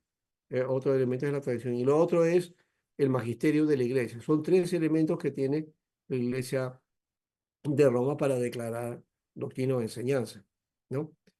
Nosotros decimos que solamente tenemos la Biblia, ¿no? Solo la Biblia. Pero también tenemos la tradición, o sea, la tradición de los padres de la iglesia, la tradición de los precursores de la reforma o los reformadores. Ahí está la tradición que cada uno tiene y que se forma en su denominación, ¿no? Y el magisterio, no ejercemos un magisterio específicamente, porque no hay uno solo. eh, en las diferentes iglesias se catalogan entonces los criterios de doctrina que digamos, son aceptados, ¿no? ¿No? De acuerdo a la postura que cada uno tiene, ¿no? Sea bautista, sea presbiteriana, sea luterana, sea anglicana, wesleyana, metodista, pentecostal, ¿no? Iglesias independientes, en fin, las que hayan, ¿no? Entonces cada una va asumiendo una postura, ¿no? Dependiendo también del líder o de los hermanos o de la comunidad, ¿no? Que es lo que él tiene desde esa perspectiva, ¿no? Bueno, ha sido la primera en ser puesta en duda en época moderna, en 1801. Desde 1801 ya viene este estudio y sigue siendo la más discutida. La hipótesis es que el autor y los destinatarios viven en el área de la misión paulina, pero la dirección de Tesalónica también puede ser una literatura dentro del marco de Primera de Tesalonicenses. Incluso la época de composición es incierta. La mención de los saludos autógrafos de Pablo, que deberían garantizar la autenticidad del escrito, ¿no? Que está en 3:17, parece suponer que no existen los originales de las cartas de Pablo, los cuales permitirían el control y lleva a pensar en una composición de los años 80, cuando ya no estaba Pablo, ¿no? En fin, esa es la idea de Tesalonicenses. Ahora de Colosenses. Colosas pertenece a Frigia, del valle de Lico, y que se configura una triada de ciudades importantes de esa región, ¿no? Con la Odisea y Herápolis, ¿no? Colosa, la Odisea y Herápolis, ¿no? Eh, Tenían una importancia, ¿no? Estas ciudades en la época de Pablo. Las comunidades cristianas de estas tres ciudades no habían sido fundadas por Pablo, en un Colosenses 2:1 y 4:3, sino por los colaboradores, probablemente por Epafras, ¿no? La cristología y la soterología paulinas reciben aquí una orientación provocada ciertamente por la exigencia de rebatir el sincretismo de los adversarios, según los cuales las potencias cósmicas conservan poder sobre el creyente y éste debe sustraerse a ellas mediante una ascesis que lo lleva a adquirir la sabiduría, ¿no? De aquí la insistencia sobre el primado cósmico de Cristo, mediador de aquel creador, de aquella creación a la que pertenecen también las potencias y destructor de su poder mediante la cruz. Esto también lo dice Claudio Moreccini y Enrico Norelli, ¿no? Son los que, otra vez, el libro este de la historia de la literatura cristiana antigua y griega, tomo 1. Este, esta idea que aparece en Colosenses, de paso, que es una idea muy interesante que no está en otras cartas, esta idea del Cristo cósmico, ¿no?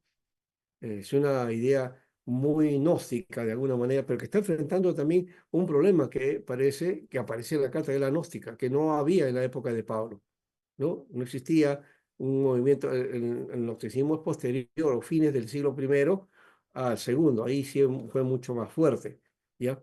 Pero yo creo que había ya una incipiencia de ese concepto, en alguna manera, aparece en el Evangelio de Juan, por ejemplo, y también en este caso, ¿no? Eh, hay que tener cuidado cuando hablamos del primado cósmico de Cristo o del Cristo cósmico, ¿no? O una cristología cósmica. Eh, no suena bien entre nosotros, pero es un tema a analizar. Yo me acuerdo haber hecho un estudio de Colosenses en una oportunidad, en un seminario, presenté esto y llamó la atención a los hermanos, ¿no? A ver la dimensión universal de Cristo, ¿no? En todo el universo, ¿no? Que es como se presenta aquí en Colosenses, que como digo, no aparece en otras cartas, ¿no? Sí, muy bien. No sé si alguien quiere algún comentario, parece que hay por acá. Ajá. Ya, me dice a qué me refiero a tradicional. Ya, vamos a ver. Eh, sí, estamos hablando, cuando hablamos de la tradición, es de lo que la iglesia en su proceso histórico va acumulando como verdades, ¿no? O como propuestas de vida, ¿ya? Eso ocurre, eso es parte de las comunidades, toda comunidad tiene su tradición, sus costumbres, ¿no? Y a veces ese tipo de costumbres y hábitos afirman principios y verdades, ¿no? ¿No? Eso ocurre en todo movimiento y el cristianismo no está lejos de eso. O sea, decir que no tenemos tradición es un error.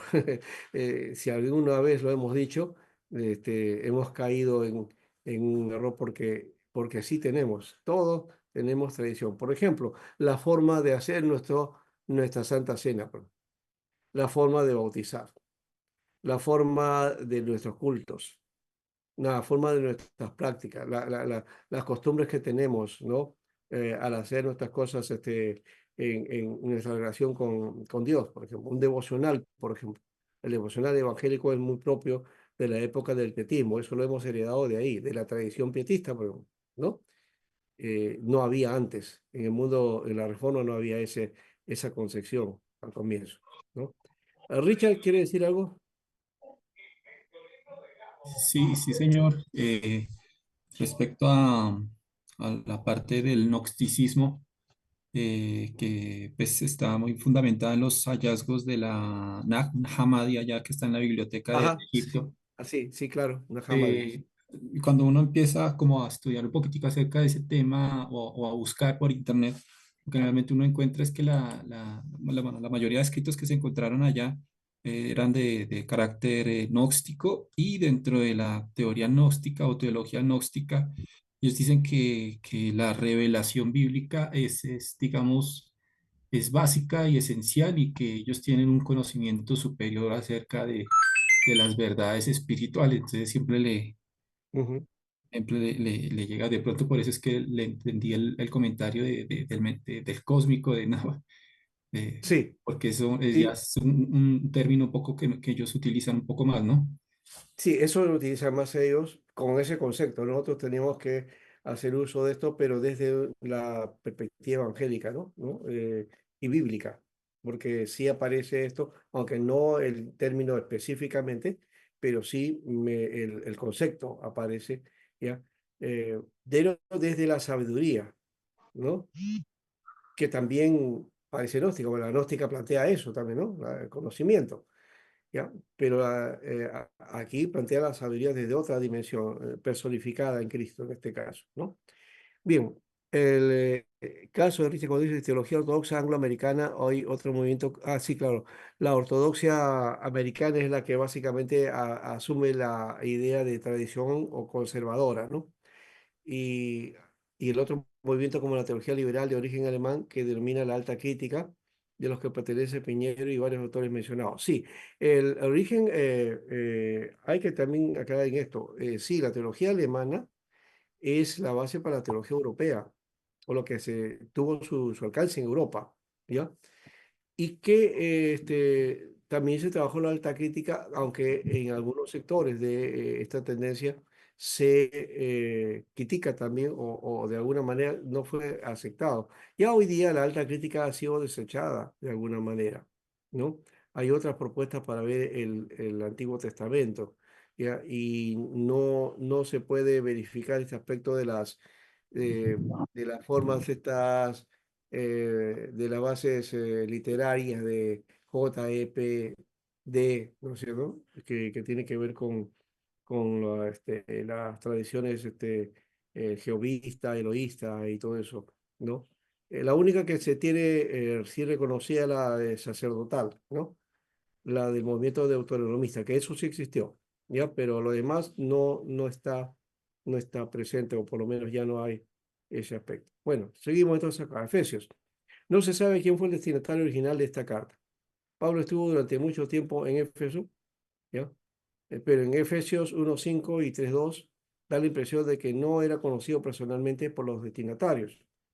Además, las palabras a Éfeso en 1:1 no se encuentran en los manuscritos más antiguos. Esto sí es cierto. Eso por lo menos tenemos ya, digamos, en los documentos que se tienen originales, o por lo menos las copias de estos originales, no aparece la palabra Éfeso o a Éfeso, ¿no? Y Marción, por otro lado, consideraba este escrito como una carta a la Odisea. Y se ha pensado que fue una carta circular enviada a más comunidades cuyo nombre debía añadirse a cada una de las copias, pero no conocemos analogías de un procedimiento semejante en la antigüedad. No se conoce eso, aunque sí eran circulares, o sea que la carta haya sido originalmente de a una iglesia, pero eso se leía después. Lo dice Pablo también justamente en esto, ¿no? De la carta a la Odisea, esa que no se ha encontrado, pero que menciona a Pablo que hay una carta que él eligió a la Odisea, ¿no? Ahora, los amplios contactos entre Efesios y Colosenses plantean un problema literario. Pensar que en el uso de un mismo material no explica las identidades verbales del comienzo, ¿no? Efesios 1 y Colosenses 1:1. Y en la correspondencia, ¿no? Vemos, por ejemplo, que en Colosenses 2:10 al 19, el cuerpo del que Cristo es la cabeza es el cosmos, ¿no? En Efesios 4:16 se usan las mismas palabras para hablar del cuerpo, que es la comunidad, ¿no? Un autor difícilmente daría un sentido diverso a las mismas palabras y expresiones en dos escritos cercanos en el tiempo. Es por esto aconsejable admitir que Colosenses es anterior y ha sido utilizada por el autor de Efesios y por este tipo de problema literario que no puede ser considerada paulina en algunos casos, ¿no? Este es el dato que damos específicamente, ¿no? ¿Ya? En la palabra cuerpo que aparece eh, eh, planteado como cosmos en Colosenses y en Efesios es la comunidad de fe, ¿no? Entonces, y si el autor es de la misma época, ¿cómo ha cambiado tan rápido, ¿no? La concepción. Puede ser ese elemento que implica otro mayor pensamiento y posterior, ¿no? Y que de paso implica la idea de digamos, responder a esos movimientos que ya estaban teniendo su fuerza dentro de la iglesia, ¿no? Primera de Timoteo, perdón, muestra la colaboración de Timoteo al apóstol Pablo y se ha marchado de Éfeso a Macedonia, dejando ya a Timoteo. Pero esto no va de acuerdo con Hechos 19:22, según lo cual Pablo envió antes a Timoteo a Macedonia para unirse con él luego desde Éfeso. La situación de 1 Timoteo no corresponde a lo que sabemos sobre la biografía de Pablo. Ahí tiene la duda de que es porque la biografía de Pablo plantea un dato cronológico diferente a lo que se plantea en esta carta. Tampoco se entiende muy bien por qué Pablo tiene necesidad de impartir instrucciones elementales a un colaborador experto como Timoteo, y más aún teniendo en cuenta que piensa volver pronto a Éfeso. En esta carta se muestra que no hay coincidencia entre el relato de hechos que describe la misión de Pablo.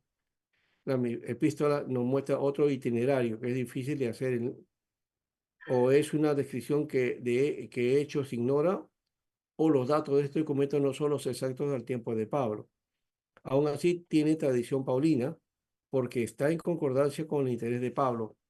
Por esto mismo se cree que esta epístola es de época posterior a Pablo. Corresponde a algún discípulo que describe el nombre de Pablo, y Ya esto es acaba la una. posible porque en ese tiempo no había derecho de autor y los escritos en nombre de alguien importante podría haberse dado.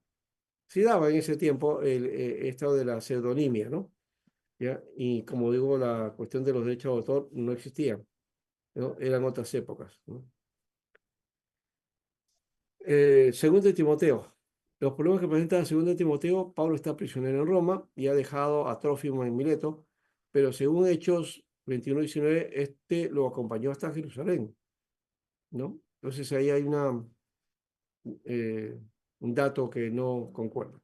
Timoteo debe transmitir las enseñanzas de Pablo, aceptar los sufrimientos siguiendo el ejemplo del apóstol, no renegar de Cristo, es lo que menciona en 2:1 al 13, y el centro de la carta, que está en 2:14 al 3:13.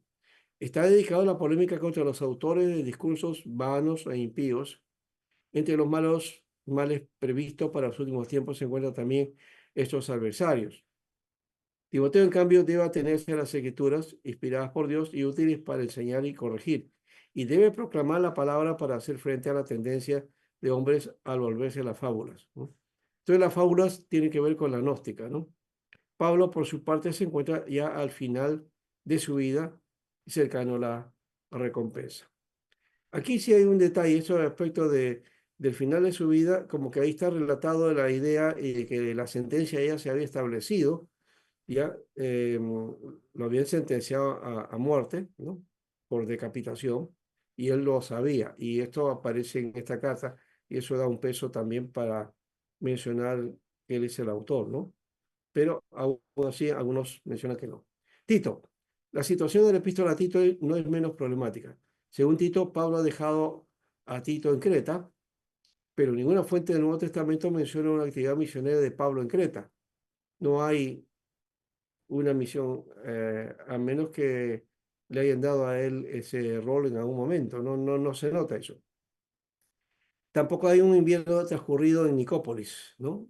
Y se ha pensado que las pastorales se colocan en una actividad desarrollada por Pablo después de haber sido liberado de la prisión romana, con la que, pero en tal caso, él habría vuelto al oriente, algo que no corresponde ni a las intenciones manifestadas en Romanos, ni a Hechos 20:15, 25 y 21:10, según los cuales Pablo no volvió a desarrollar actividad alguna en aquella zona. A estas dificultades se añade un vocabulario afín de la teología helenista, pero extraño o casi a las cartas auténticas de Pablo. Por ejemplo, la palabra soter, Dios como soter. Sotir es la palabra salvador, ¿no? En Pablo aparece 1 Timoteo 1:1, 2:3, 4:10, Tito 1:4, 2:13 y 3:6. En Pablo solamente aparece en Filipenses 3:20, ¿no? Eh, Ahora, Dios como déspotis, el déspota que es el soberano, ¿no? Déspota, y de paso la palabra déspotis en griego es soberano, ¿no? En castellano ha pasado a ser una palabra muy negativa, ¿no? Déspota, ¿no? ¿No? Eh, Según de Timoteo 2:21, Tito 29, nunca aparece en los escritos que se atribuyen a Pablo, en este caso, ¿no?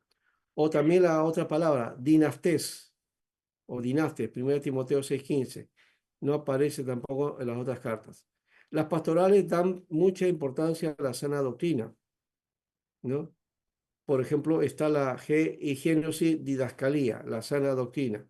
Y esa palabrita, sana doctrina, sí, que es muy discutido, especialmente en algunas iglesias, ¿no? Que demuestran en la sana doctrina, eso ya hasta se ha hecho como si fuera una doctrina, ese hecho de la sana doctrina. Pero ¿qué es sana doctrina? Eso puede variar dependiendo de la postura de cada denominación. 1 Timoteo 1:10, 2 Timoteo 4:3, Tito 1:9 y 2:1. Las palabras sanas, 1 Timoteo 6:3, 2 Timoteo 1:13, o también el discurso sano, Tito 2:8. O la otra idea de ser sanos en la fe, que aparece en Tito 1:13 y 2:2. ¿Ya? Son terminologías que no están presentes en las demás obras de Pablo, ¿no? Eh, o las epístolas que se consideran como paulinas, ¿no? No aparece. Ahora, esto no quiere decir que porque no aparezca, de hecho, es un lenguaje no muy común, o por lo menos no está, excepto este caso del soter que está en Filipenses 3:20, en alguna manera, ahí está. Pero, y quizás en otro momento también se puede encontrar esa palabra, ¿ya? Entonces, no sé si en este caso no lo requería, ¿no? En su momento no se requería el uso de estas palabras en las otras cartas que se atribuyen a Pablo y por eso no aparece. Eso podría ser una posibilidad, ¿no? Lo cierto es que esta es la propuesta, como digo, de, del por qué no se incluyen como paulinas, ¿no? Y aquí está entonces el conjunto de estas palabras en este cuadro. Ustedes lo tienen ahí. Entonces, estas tres cartas muy homogéneas entre sí son las auténticas del Corpus Paulina dirigidas a individuos, ¿no? ¿No? En este caso, ahí tenemos, eh, ¿no? Filemón, por ejemplo, ¿no? Timoteo y Tito, que representan en realidad modelos de líderes de iglesia, escribiéndoles, y Pablo da instrucción para los pastores.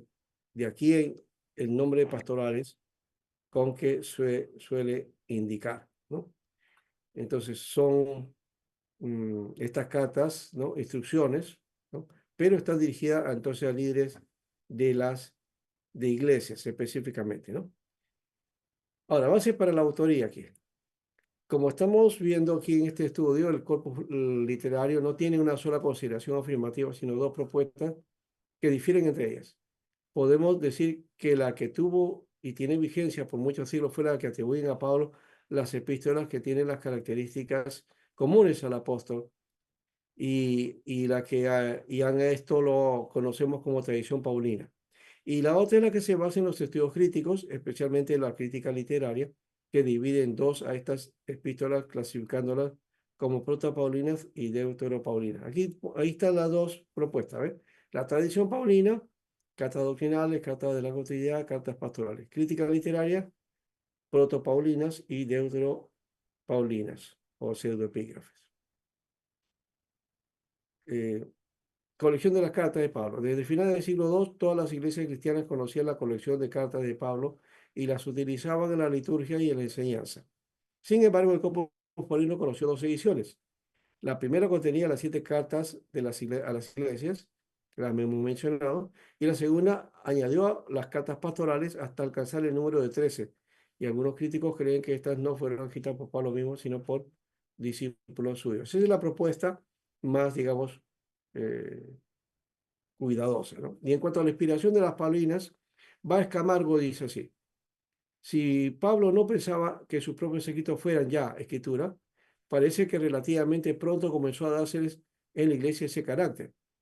La alusión de 2 de Pedro 3:16 a las otras escrituras u otros pasajes de la escritura, ¿no? De la versión castellana, cuando el autor está refiriéndose a las cartas de nuestro amado hermano Pablo, podría indicar que ya se consideraban estas como sagradas escrituras. La única dificultad para tomar este pasaje como decisivo al respecto es que la frase puede también traducirse como los otros escritos suyos, o sea, de Pablo mismo, solo que no se sabe que, aparte de sus cartas, que el apóstol haya sido autor de otros escritos. Pero Clemente de Roma, escribiendo antes del año 100, decía, y escribió esto: bajo la inspiración del Espíritu, primera epístola de Clemente a los Corintios, ¿no?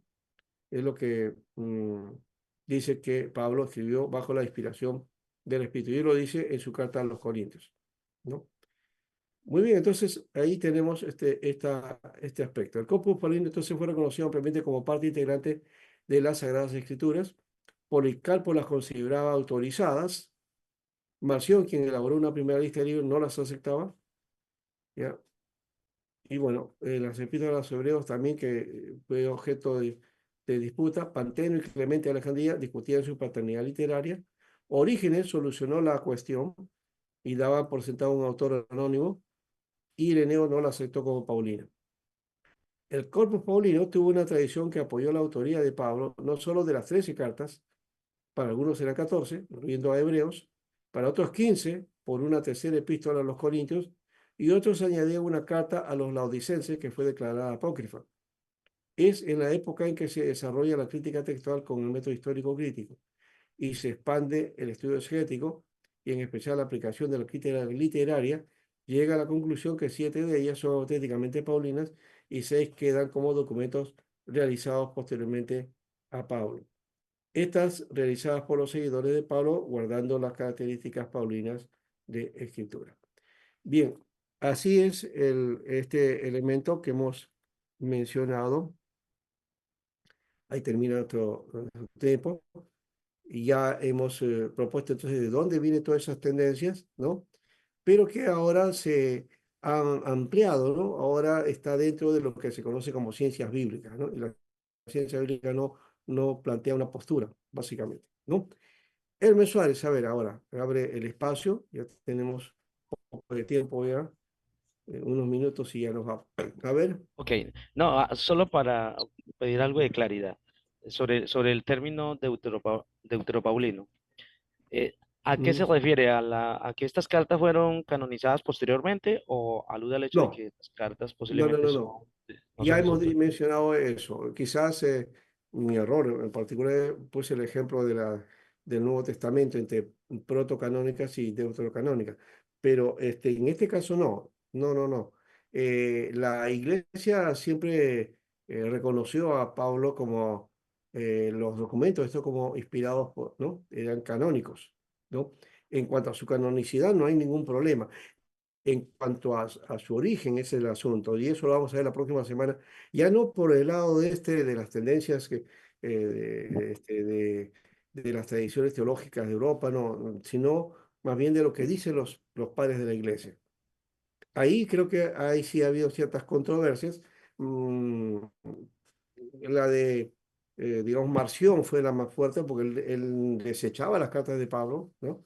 Pero no es que él tomaba algunas, ¿no? Sino desechaba todas. Entonces ese es otro problema. Pero las posturas que tuvieron los padres de la iglesia nos dan por lo menos un qué hacer con respecto a que ya hubo desde comienzos alguna situación con respecto al origen de esta carta, ¿no? Pero en cuanto a lo canónico, nunca tuvo, no hubo ningún problema. Ok, Sí, ok, muchas sí, gracias. ya.